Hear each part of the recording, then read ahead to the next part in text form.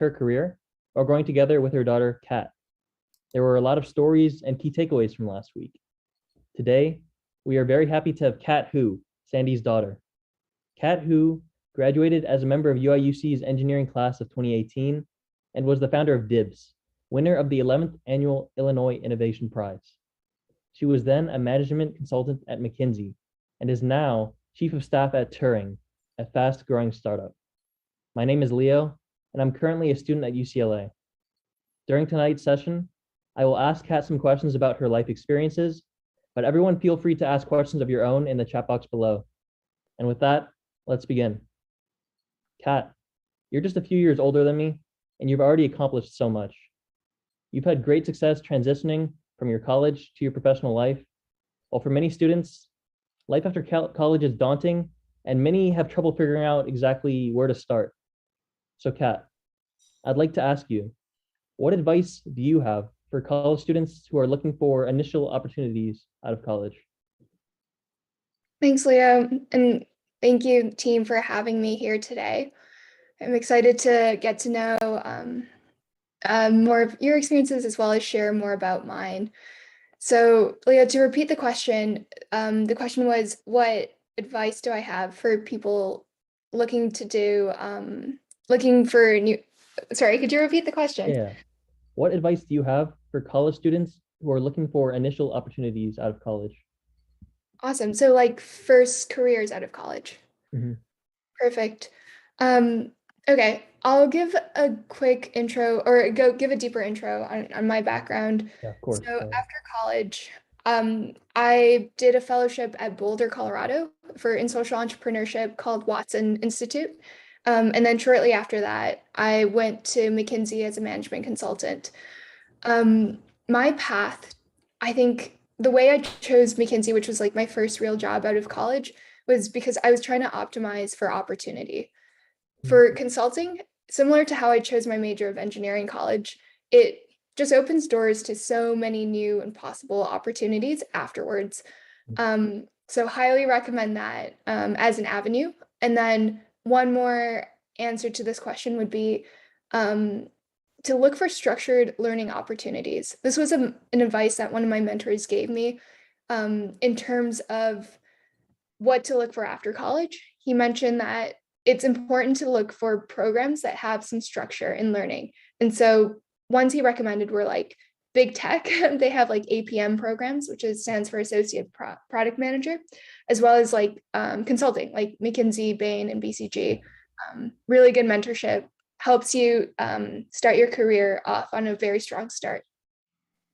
So basically, your advice is to choose something that allows you to keep your options open, while also something that's structured enough for you to develop as a professional. Exactly. Yeah. So a quick follow-up to that question is, what did you do throughout your college experience to prepare yourself for these opportunities after your graduation?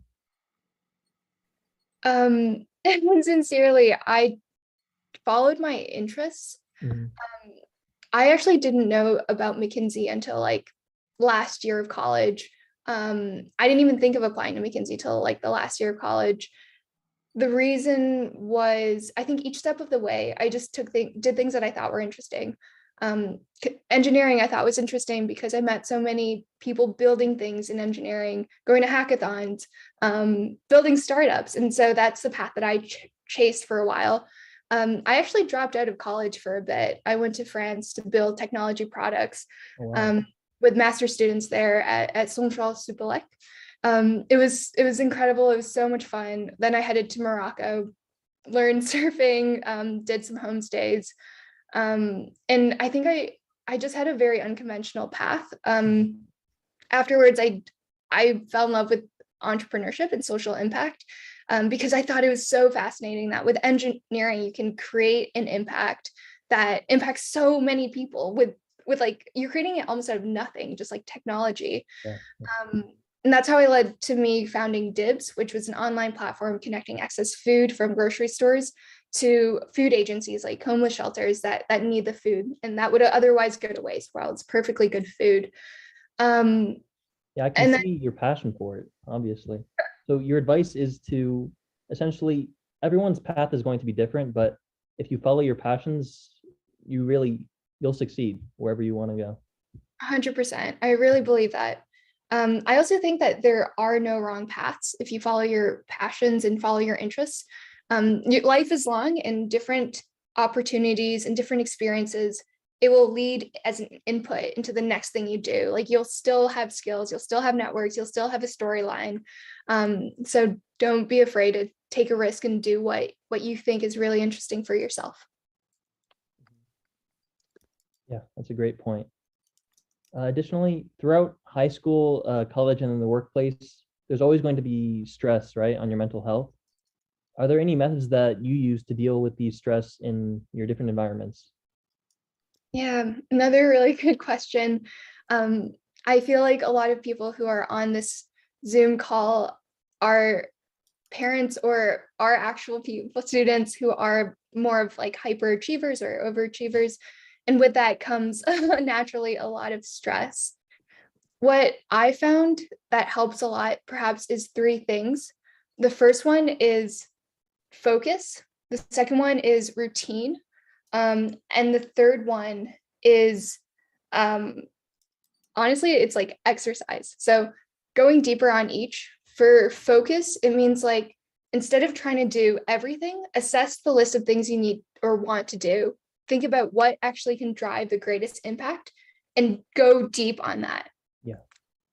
On the next one of routine, I love routines. It's incredible to, like have a structure in your day. When it's easier to like, have a structure and then stick to it, which for me helps with stress. Like, for example, like when I wake up, do some meditation, do some stretch. When I'm stressed, like do some writing, write things out. Just like anchoring routines and anchoring habits are helpful. And then finally, exercise. When you get a chance, and if you're stressed, I highly recommend going for a bike ride, going for a run. Just getting some exercise gets your mind off things and gets your heart pumping and makes you feel a lot better. Makes me feel a lot better when I do it. It's good for your physical and mental health, right? You just stay active. And would you say that the routine, by creating like a set plan or agenda for you to follow day to day, also helps you with the focus aspect of choosing what things to prioritize on? Yeah. All three are very connected. Yeah, that's a really good tip. Really good tip. Those three methods right there. All right, so now for the question that I know many audience members have: how did you choose your major, and what advice do you have on choosing a major? That's a great question. So I started at Uiuc in the major of electrical and computer engineering. I graduated with the major industrial engineering. And along the way, I changed my major about 3 or 4 times. So what I would advise is actually just do something, like go into college with something that you think is interesting, but be okay with change. Because like, if we look at the careers available to students nowadays, school doesn't prepare us for most of these new careers.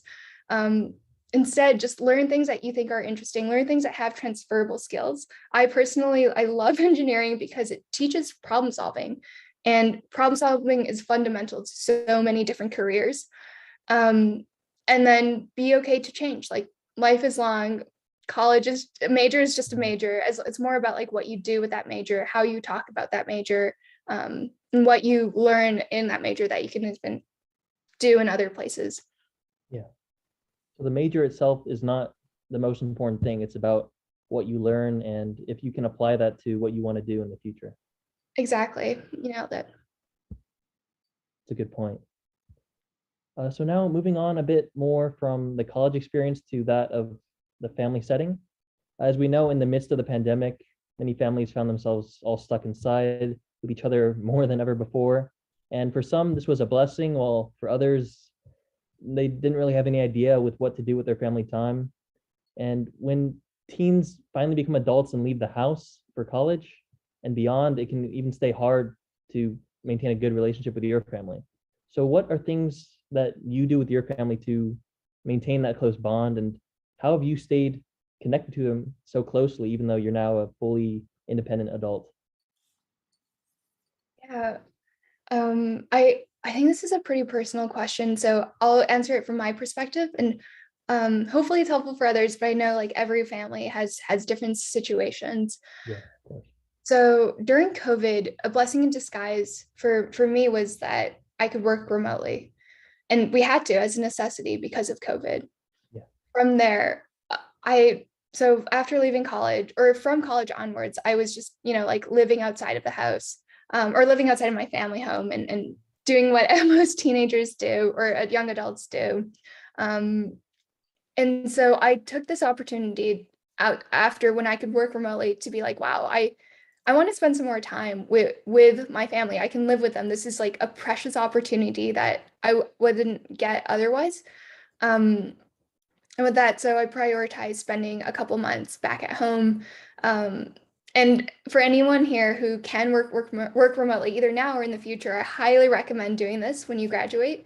It's so special to like be back with, the people that raised you, the people that you grew up with, but now as an adult. So it was different. It was less like, not just like my parents taking care of me and not just me bickering with my sister. But it was like, now as an adult, I can still see like my sister grow up. Like she's in high school right now.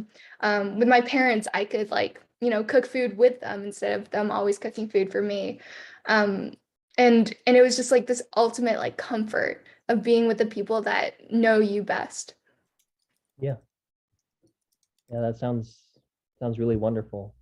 It's where you've matured, but you can still enjoy time with your family in a more independent way, where you're not dependent on them, but you're still together because you love one another. Yeah, 100%. Mm-hmm. And to branch off of that, many families struggle with trust and trusting each other, especially when it comes to personal issues regarding academics and stress. Kat, we know you have a very close relationship with your family and that you're even best friends with your mom. So how do you build this trust with your family? It's a series of small steps, and I think it's mutual.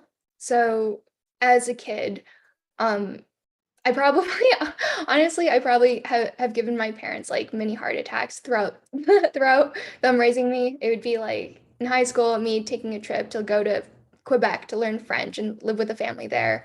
To like, and also in high school, before we were 18, I went with some friends to the East Coast just to do college visits, and hotels wouldn't even let us in because we weren't 18.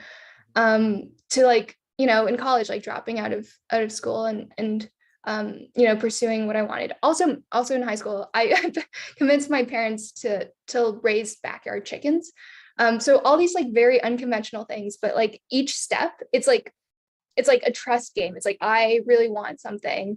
I prove, or actually, like I it's a communication with my parents to prove that like I can do it, and they give me the trust to do it.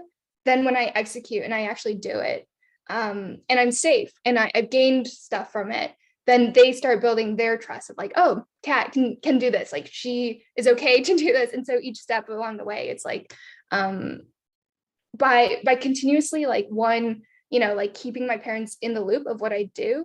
And then my parents being very like open to it and like supportive of what I do, no matter how like out there it was, that just like built trust between us of like, I know I can go to them for the support as a sounding board, as thought partners. They will give me support. I will, I'll do fine in each step of the way. And that will just empower them to give me more support and for me to continuously go to them for support. It's like a flywheel. Yeah, over time. step by step. Yeah, and if anyone in the audience has any questions regarding college life or the familial bond relationships, feel free to just ask a question in the chat. But moving on to your experience with Mckenzie. And to many, Mckenzie seems like a great company and even out of reach for some. So many are very interested in knowing how to get into a company of that caliber. And what was your experience in joining Mckenzie? That's a good question. I think for my experience, I got pretty lucky. I wasn't the type. Well, both I got lucky and I think I worked hard. So I wasn't the stereotypical, like I wasn't president of our university's college consulting club. who also like those kinds of people, they didn't end up at like Mckinsey or whatnot. I wasn't like valedictorian of, my college. Instead, I think I just showed how I went deep in the things that I really, really cared about, and that stood out. Um, Kind of like college applications, like there's thousands of valedictorians, there's thousands of presidents of, Overachievers. clubs. Yeah, but there's not as many people who really just follow their interest all the way, see it through.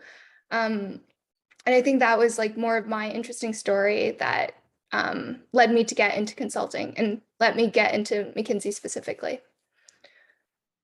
So you're saying that the hirers at Mackenzie and companies like that, they can detect your passion, and because of that, that's who they like to choose, people who follow their passions. I think so. So McKinsey application, kind of like top tier college applications, they want a diverse group of people. They want people who have like what they call spikes. Yeah. Instead of everyone kind of being like, the same cut and paste mold. And the way to be special and the way for like special, the way to show that you're really interested and passionate about something is to just do what you're passionate about and push that further than normal people would. Mm-hmm. So Ruthie from the chat asks, would you please share a little bit of yourself which you think makes yourself special when compared to your peers? Yeah, that's a great question. I think in college, what made me different was having chased entrepreneurship quite far. So it started with, like I mentioned, like going to hackathons as like a freshman, loving that we could build things and there's such a strong building community. Then it led to me like dropping out of college and going to France and actually building things with master's students and seeing that through. Then it led me to doing my own startup and just going all in, expanding to do 2 different cities, creating like real impact within our college town. And I think like each step of the way was part of like the similar theme. And that was a theme that I went deeper than maybe perhaps a lot of other people have done. So perhaps it's not because you were just trying to be the best cog in the machine that you could be and fit in the best possible at whatever company you wanted to go to. It was that you wanted to build something of your own and create your own path. Yeah, totally. And there's always trade-offs, right? Like being in engineering, Leo, I think you might relate to this. There's internships that pay quite hefty amounts. There's like even, I guess, the new grad offers I got outside Mckinsey in tech, they pay a lot. And for example, when I was working at DIBS in college, like I had teammates who were in consulting, or sorry, who were in engineering, and they wouldn't stay with me in DIBS and work on DIBS full time because they had these internships that would pay them like so much more. So sometimes it's like saying no to, to things that maybe like are really safe and like the rational things so that you can go all in into the things that you deeply care about. Yeah, the high probability play where you just get your foot in the door at a high paying job and just move on from there. It's hard to resist, honestly. Yeah. And it's not wrong to take it either. There's not a wrong path in life. This is just the one I took. Yeah. So more about Mckinsey. I know many are curious about the Mckinsey work environment. So could you please share a little bit about your experience working there? Yeah, I thought it was the best. I recommend it highly as like an incredible job to join right after college. Um, I feel like I've built an incredible network of friends, of mentors, of just people with amazing expertise and experiences.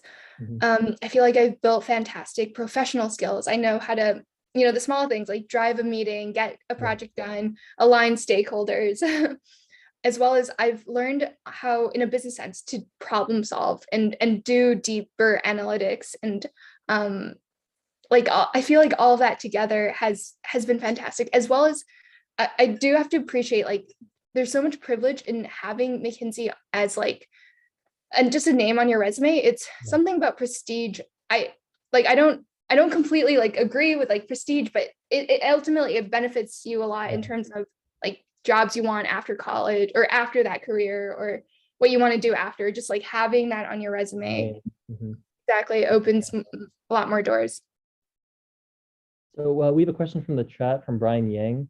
He asks if you can speak briefly on your decision that you made to drop out of college and if you would recommend it to others.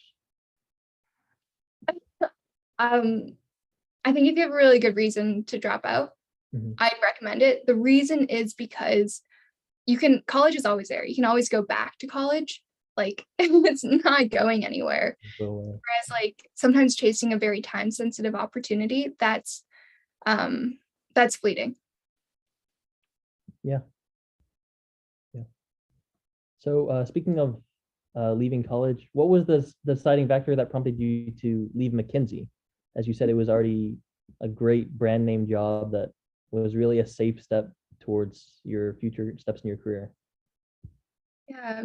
So for context, I joined Mckinsey with concrete goals in my mind of this is what I want to learn. This is how long I'm going to stay to learn it. And the goal was 2 years, and then I was going to go to Africa, which I did and spent most of my last year in. And I felt like after 2 years, it was like, now there's so much more in life, right? Like I have a lot of dreams that I want to chase, and Mckinsey had its great purpose, but now it's time to take the next steps. Yeah. So speaking of Mckinsey, could you compare and contrast your work experience at a startup with that of Mckinsey? And what are the differences and what perhaps you like more about working at a startup? For sure. So for context, right now I'm working at Turing, which is a Series D startup in the field of remote work as chief of staff. So working very closely with the CEO and the rest of the exec team.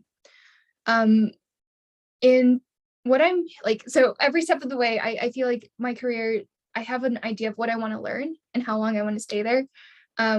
But so for Turing, what I want to learn really is like, how do you have a successful startup and how do you scale it? And I feel like there's not as many, like really fast growing startups where you are working so closely with the exec team and learning firsthand, how to grow and scale the startup. So I feel very privileged to be here. I'm learning a lot. I hope I'm contributing a lot as well. And it's different, perhaps I'll say it's different in like 2 ways and similar in like 1 or 2 ways as well. The first way it's different from consulting is that it's way more operational. In consulting, what you do is like, you have to prepare decks, you have to prepare models, and then you have so much time, like your lead time in research and alignment with different stakeholders and like getting feedback, and that iterative process is like, let's say it's like 90% of the time. Okay. Like then you present, it's like 5% of the time, and then implementation, it's like very rare to happen. Maybe at most like 5% you like help build implementation, but usually like you present a deck, you hand it over and nothing happens, or you're not involved in the next steps. Yeah. And so in the startup, it's a lot different. Like you don't have enough time to spend 90% to like get the best answer. It's more like maybe 20% of time on research, thinking, coming up with things. Then it's like, of course there's a presentation and like getting people aligned. That's still like maybe 5%, but the rest of that is like execution. You need to run with things. You need to make sure, teams are running with things. And at a startup, things move fast. So a lot more operation. That's number 1. Number 2, I'd say is like the relationships we've built.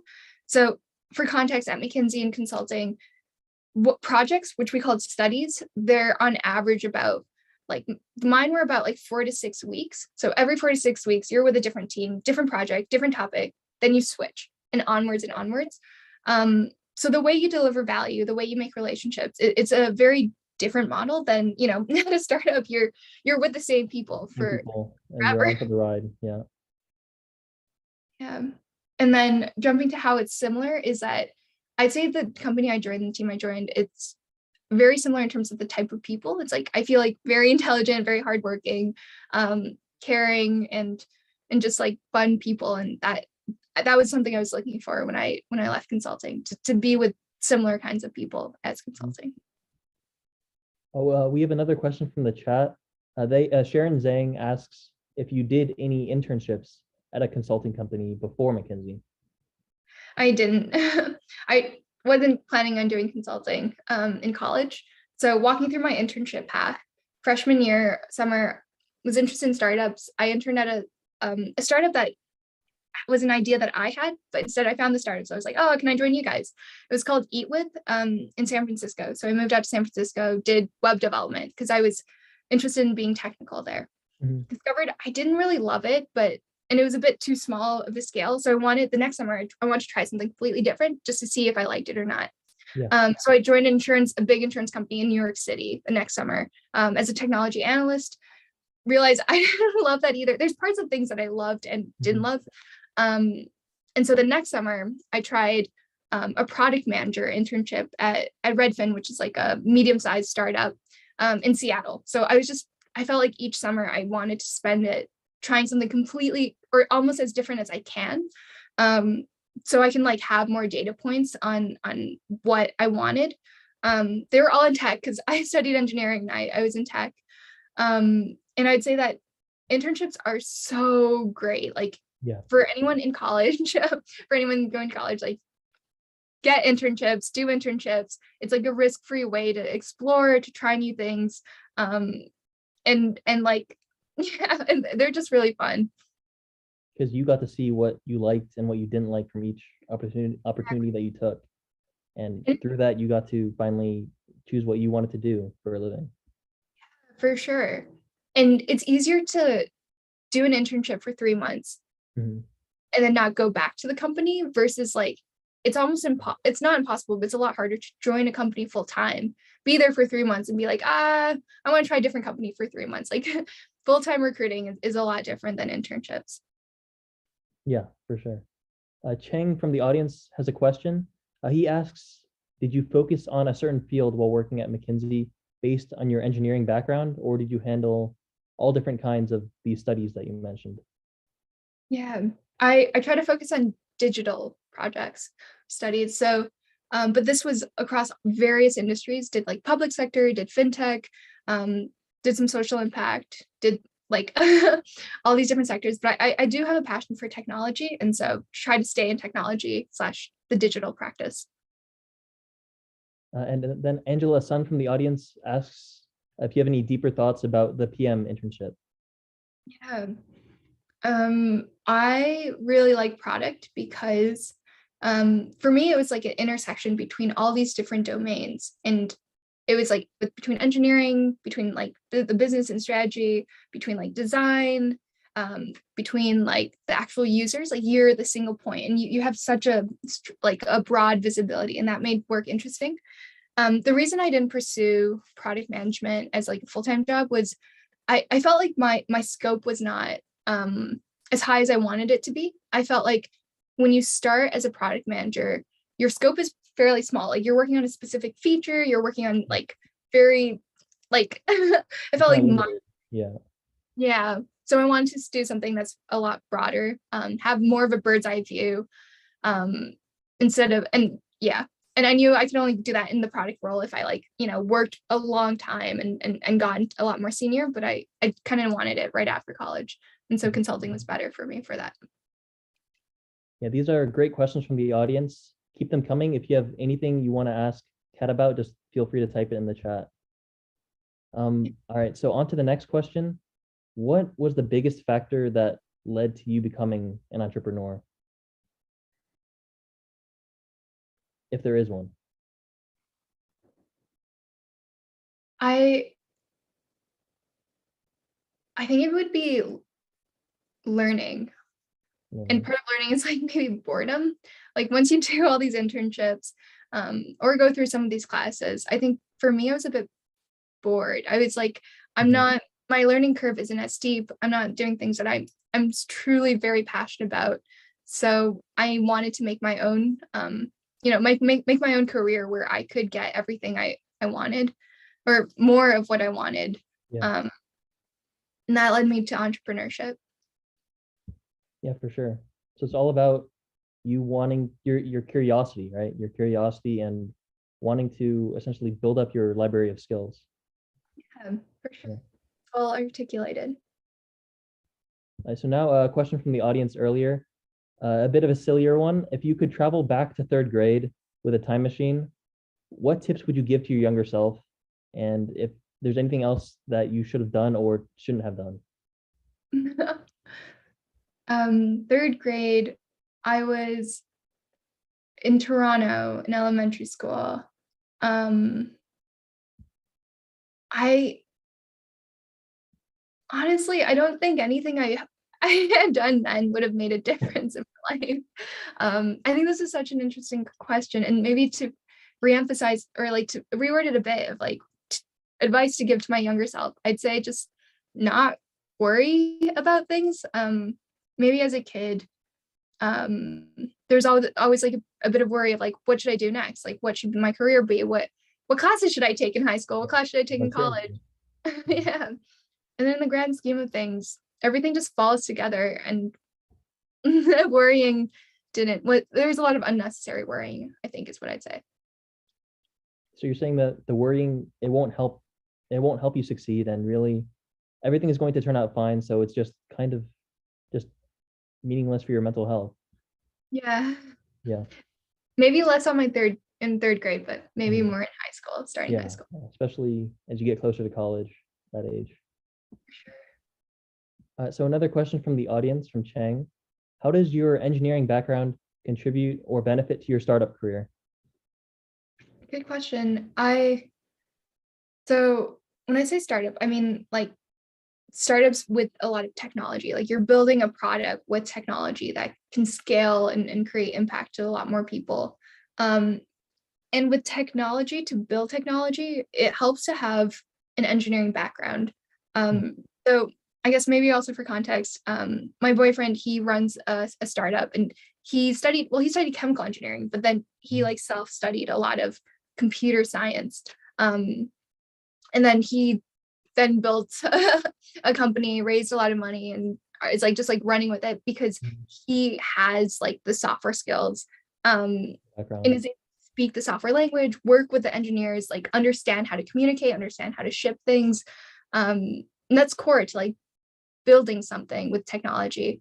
So I think similar to that perspective, it was also why I chose engineering in the first place. Just even though for me, I don't love like debugging. I don't think a lot of people do. I don't love like coding, but being able to speak those languages, being able to, converse with engineers and understand how project gets done, understand complexities, relate and empathize. That's important to just build something. Yeah. Another question from the audience, X Trading. They ask if you can give an intro on your startup company and perhaps what you do there. Yeah. I guess in college, I started Dibs, which was a startup connecting grocery stores, like the excess food there, to like homeless shelters and food agencies that needed it. Currently, I'm working at a lot larger startup. It's not my own, but it's called Turing, and they work in the future of remote work, connecting engineers from around the world to companies that need engineers. Yeah. It sounds really interesting. Now, next question from the audience from Sharon Zhang. She asks if you joined a consulting club while at college. Nope. So you just went straight in, is what you were saying. Yeah. Great. Like consulting clubs, a few reasons they're good. One is for the connections. Like prior, it was like the reason I applied to Mckinsey was I met someone at a summer internship who was actually in Seattle who was working at Mckinsey, and he talked about how much he loved it and how he really recommended it. So I got like an intro from him. But before that, I didn't know anyone in consulting really. So consulting clubs are great to like, have alumni networks of people already in it to understand if you like it yourself. They're also great for resources. Like I'm sure they have like case interview prep courses or packets, as well as, I don't know, like they can like practice casing with them as well. Yeah, that's a good point. In addition, we know that you frequently changed positions, right? So when you switch to a different company, what do you consider more important in terms of the salary increase or your job functions as a whole? And what tips would you give for negotiating a new position? Yeah, So I'm going to caveat this with like, I believe I'm speaking from a place of great privilege where like maybe the salary and the financial aspect does not have to be as important for me. And because of that, the one thing I anchor towards is learning. It's like, am I learning what I want to learn? Part of that is like the people, like, am I working with aspirational people that I can learn from? The work I'm doing, am I learning from that? That was the key factor to like how I make decisions in life. And then in terms of tips for negotiating a new position, I think this is the fairly like standard negotiation things of like, one, know your worth, like have industry benchmarks. If you're negotiating, maybe get a few different offers and then kind of like be able to better calibrate. Yeah. Exactly, create leverage.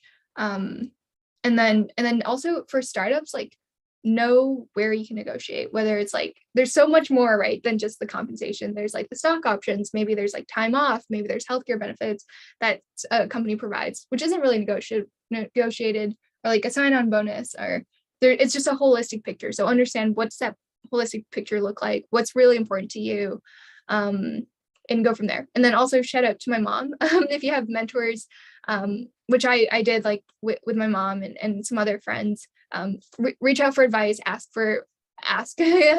a thought partner to brainstorm. Yeah. That's a really good point. Another question from the audience: what's your future plan, or perhaps your future goals? Yeah, for me, I want to start and have a successful business in emerging markets. So for me, I really, really like emerging markets, like places like I spent a lot of time in Kenya or Colombia or wherever else in the world, because I feel like the things I build can create fundamental impact. Like last year, I was in Kenya creating last mile logistics for farmers, and you can see the impact. And like, there's so many ways that I feel like, use existing technology and like just impact so many people on fundamental ways. So that's my long-term career path or career aspiration. Yeah, just see the impact of your work. Yeah, really fulfilling. And now another question from Brian Yang: if you had to explain to someone what consulting is, how would you explain it, and why did you like it? Okay, if I had to explain to someone what consulting is, how would I explain it? How do I like it? So the last part of the question is the easiest to answer. I loved it overall, just because it was a fantastic learning platform, and also because I just met so many great people. I had experiences I feel like I wouldn't get other outside of consulting, especially as like a 22-year-old fresh out of college. Yeah. Explaining what consulting is a bit harder. The general gist is to help companies solve problems. And then in terms of the problems that I worked on, it's been so far across the board. It was like helping trying to be like confidential here, but helping an investment bank spin up a new business and creating strategy and actually helping it launch, to like during COVID, was on a public sector project where helped work with like epidemiologists and work with state governments to create like a new contact tracing tool, to like working with like, I worked with a mining client once to create greater efficiency and see how like we could use, I think it was like data science or machine learning to get more inputs, or get more output. So it's super broad, just solving really important problems for different companies. So your definition is pretty much a problem solver, right? Which is what you were passionate about, and which is why you chose engineering. For sure. Yeah. And unlike college, you get paid for it. Yeah, of course. So now one more question before we open it up for Q&A. What does it mean to you to be an entrepreneur?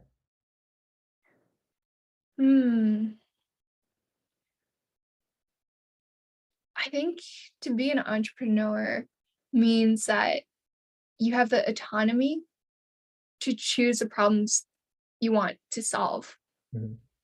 So I feel like well, I think everyone has some element of choice. Like there's something called like entrepreneur and intrapreneur. Like intrapreneur, you're like being an entrepreneur within a company and solving new problems and creating innovation. Yeah.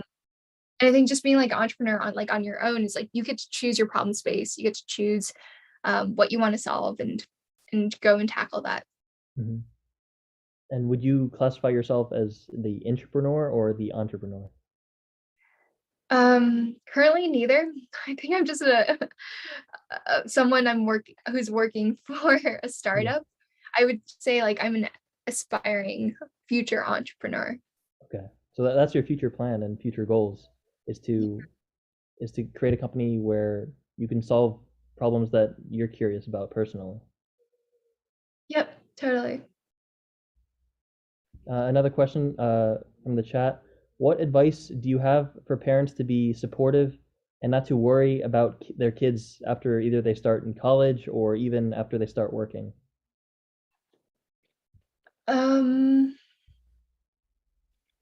So maybe just with curiosity, like approach your worry, think about why am I worried? And then maybe even discuss it with the kid, and also anchor on like what is really important to yourself. Usually for parents, it's like you want your kids to be happy people, like happy, good people to the world. Like that's usually it. And so if they're doing that, like all of the other things in life, aren't as important.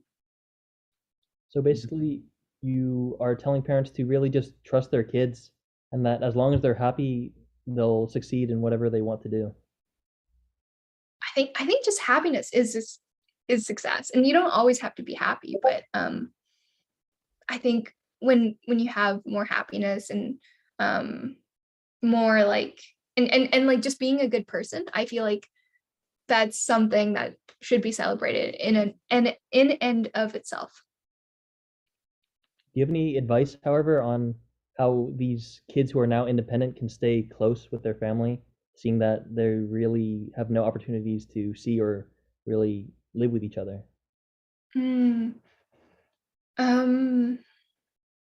I think that right now we live in a world where it's easier than ever to stay connected. So if you can afford flights, flying out to visiting your parents or visiting your family, or having your family visit you, or like take a trip somewhere new all together and go there as a family. In-person time is super valuable. If you can't do in-person time, you've got Zoom, you've got I don't know, like everything. Yeah, FaceTime, yeah. exactly. So just call and it feels like it's easier than ever, and there isn't an excuse. Sometimes in the beginning it might feel like there's a bit of a hurdle, but once you can like overcome that and make it a habit, it becomes a lot more effortless. A question from the chat. Do you have any advice for a sophomore in college? What steps should they take specifically? Yeah, so as a sophomore in college, you're still kind of like an underclassman. You still have a lot of time to explore, but at the same time, you're getting older, I guess, in terms of college. So when usually around junior or senior year, you start specializing a bit more. Yeah. So I'd say just continue exploration, like don't stop that. Hopefully you're still doing that freshman year. And then start like looking out for things that you could be more interested in to like deepen. And I think that if you can do that, and spend like either junior year or senior year or even after college to like go deeper into something, it'll be really rewarding. So basically, sophomore year is really kind of a flexible year where you should be looking for what you enjoy doing or what you want to do in the future. And in order to prepare for your junior or senior years where you specialize more or where you focus on something more, you should really just be exploring your options. Yeah, I say that. Yeah, a great point. All right, so now we have a few minutes left. We'd just like to open the floor to general Q&A for any questions that audience members may have for Kat. In the meantime, do you have any tips on how, oh, sorry, a question from Xin Zhang. They say they are curious about your job and how people come to you for advice when you're so young. Yeah. I think that we are able to, as consultants, bring a perspective and solve problems, even if we're fairly young and inexperienced. So like the way we do research, we pull in experts from within Mckinsey, from like external experts.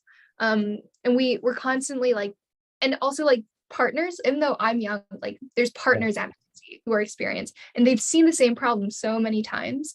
They'll help chime in, they'll help shape the problem. And I think with the whole bench, with the whole like team of experts, and you're the one often like creating the slides, driving certain things, but it's a team effort that shapes a more value additive project. So because even though you're young, you work together with more experienced individuals at Mckinsey in order to serve as a consulting group, right? Yeah, for sure. Yeah, that makes sense. A question from Chang. He asks, what do you see yourself, or what do you see yourself in career development 5 years down the road? Hopefully working on my own startup in emerging markets that's an impact that I believe in and hopefully successful. Is there any specific field that you are really curious about or want to work in? There's a few. Fintech's always interesting. Logistics is interesting. E-commerce is interesting. Agriculture is interesting. I think just any field where I can feel like this is actually helping people in their livelihoods and making their lives better. Yeah. So up until that time, do you plan on exploring the different options to see what path you want to take for your future? Yeah, I guess so. I think that I will definitely spend some time to explore like where can I create the greatest impact and where do I see the greatest need. Yeah. Yeah, if the audience members have any more questions, we have a few minutes left. Feel free to ask anything to Kat. I saw it from above. I'll just repeat it and answer it because I think this is a great question. So from Hong Chen, they ask, for kids who say, I don't know, how can you find out their real interests and how do you build them up? Build greater expectations of themselves. So I really want to answer this question. I think it's a great one because I didn't know what I was doing for a lot of my life. The reason I chose engineering in college was actually because I had no idea what I wanted to do in college. And another mentor of mine, which was just one of my friend's sister who had gone through college, was like, if you don't know what you want to do in high school, and you want to like create as many opportunities as you can afterwards, and like if you're good enough at math or physics or whatnot, just do engineering. And so I took that advice because I was like, I don't know what I'm going to do. I do want opportunities. And engineering is really fun. So I did that. And then same with consulting, actually. It was like, part of me was like, I don't know what I want to do after college. I guess I want to build a startup, but I didn't feel like I had the skills and I didn't know exactly what problem to work on. And so I did consulting, where like when you're in consulting, you don't have to choose a domain. You're literally just jumping from project to project. So both for engineering and consulting, it was about keeping flexible options open for yourself in the future, while also helping to build skills that are useful in the fields that you want to work in.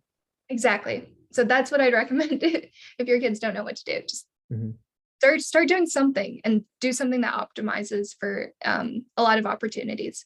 Yeah. A question from Li Hua Liao. He asks, did you learn a lot from UIUC? And he's specifically talking about the academic courses at the school. Yes. I think that instead of just the content in the courses, it was more about the rigor that I developed. So UIUC is highly recommend it as an engineering school. It's very, for me, it's fairly rigorous, and it built a lot of like self-discipline, routine, problem solving skills, as well as like some of the content I still use today more in like mental models and frameworks. And the way I think so industrial engineering is about like optimization fundamentally. So applied some of that into my own life as well. Yeah, for sure. A question from Mac Air. They ask, have you ever thought of writing a novel? I'm writing a book about entrepreneurship in Kenya. Oh, wow. Thank you for that. You're already in progress. Through a series of interviews with my co-author, who's based in Kenya. That's great. Looking forward to when it's published. Yeah, me too. A question from Sherry in the audience. She asks, are you always so articulate and confident? And if you weren't, how did you overcome the lack of confidence? First off, Sherry, thank you for that comment. I don't know. Maybe Leo, it's part of this of like, you're a great interviewer. It feels very conversational. Really appreciate this format. Mm-hmm. I guess digging into my story, I was really shy and as an elementary school student. And then I think there was a switch that went off in college, or maybe I was in high school, that I just realized like people care more about their own lives than mine. Yeah. Whereas before I was always like, what is everyone going to think? Like, I can't do this because people are going to think this about me. And when that switch came off of like, oh, I can do this and people won't care. And it really just impacts me and how I live my life. That was really empowering and just led me to live my life more in the way I wanted to, instead of, always caring about what others thought. Yeah, it's focus less on what others think of you, because everyone's already just thinking of themselves. Yeah. No one's being highlighted in the way that they think they are, right? In day-to-day life. Yeah. It's really empowering. Mm-hmm. A question from Chang in the audience. They ask, when you keep so many doors open, do you ever feel that you lose your focus sometimes? Yes.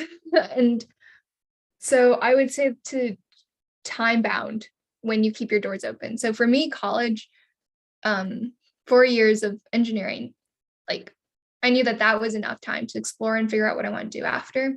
Consulting, I went into it with like, I just want to do this for 2 years, then figure out what I'm going to do after and go deeper. Otherwise it is easy to like, just continuously optimizing for more opportunities. But if you give yourself like a mental time frame, it helps a lot. Mm-hmm. Well, it's wonderful to see that you're so passionate and happy and confident about what you're doing right now. What has been your biggest struggle and how did you overcome it?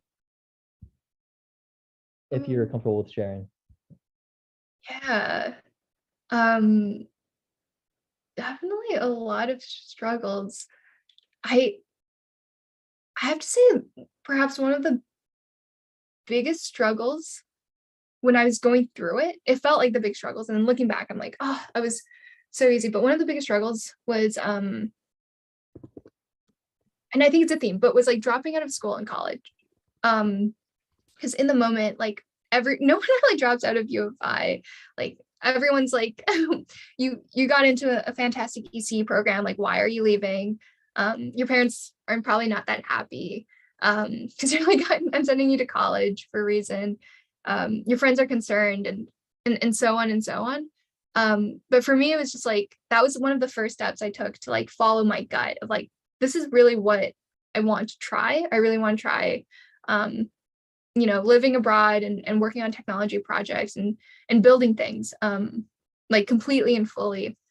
So I think that was one of, like, in the beginning, it was just like the social pressure was very difficult to do. But once I did that, it was so empowering. And I think that led me to like all these other decision points in my life, like inflection points, like leaving Mckinsey to go to Africa. Like that was another similar thing. Like a lot of people might have been like, why are you doing this? Like, again, social pressure. But because each time I've like gone against it like builds a lot of empowerment.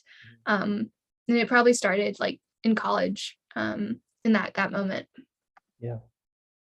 That's really great. A question from Li Hua Liao in the audience. They ask if your parents support you financially to help achieve your goals. Yes, they do.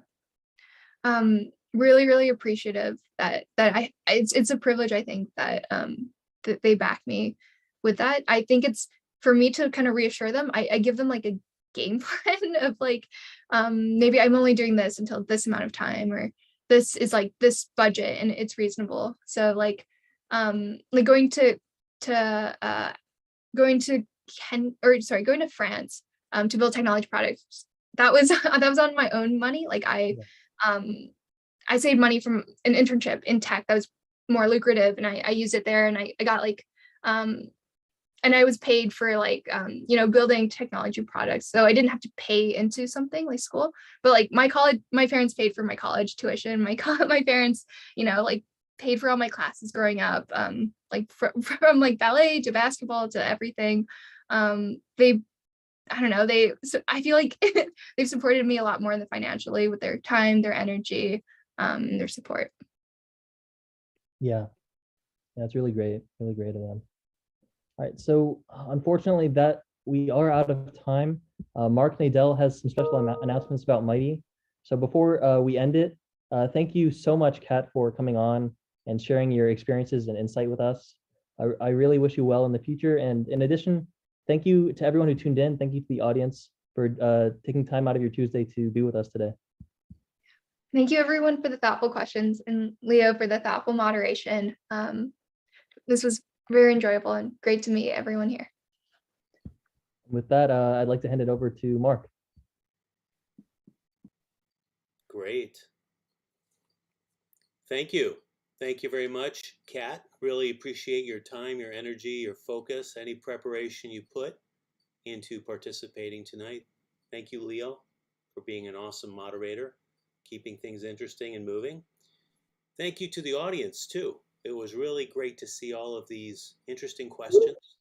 They were very diverse and indicated some depth of thought based on what Kat was discussing and presenting. So I'm sure you enjoyed it as much as I did. And I'm going to cover just a few short announcements here to keep you informed about what's coming up immediately before you, coming from MyT. Min, can you put on the first slide? I'd like to start by sharing the QR code. Many of you are interested to stay informed about what we're going to be doing next in MyT. So this is a WeChat QR code. I know most of you are on WeChat, so if you scan this code, you'll then be automatically integrated into the WeChat stream that's shared between AFI, the Alliance for Impact, and MyT.Coach. So we partner on this Tuesday window to bring you great speakers, great topics, great opportunities to learn, grow, and transform. You can go to the next slide, Min. So interacting with MyT is very simple. You just go to MyT.Coach and you can find lists of events that are coming up. You can click on them, full details, times. Most of them allow you to register or get more information from the events page. We also have online resources, articles, videos, and a complete portfolio of coaches. Kat had mentioned that at Mckinsey, when they assign someone to a project, it's a diverse team. You might have folks with 20 or 30 years of industry experience mixed in with other people with different levels of experience, different types of expertise, different levels of energy to do analysis and research, and they all combine around the project to deliver the best result to the client.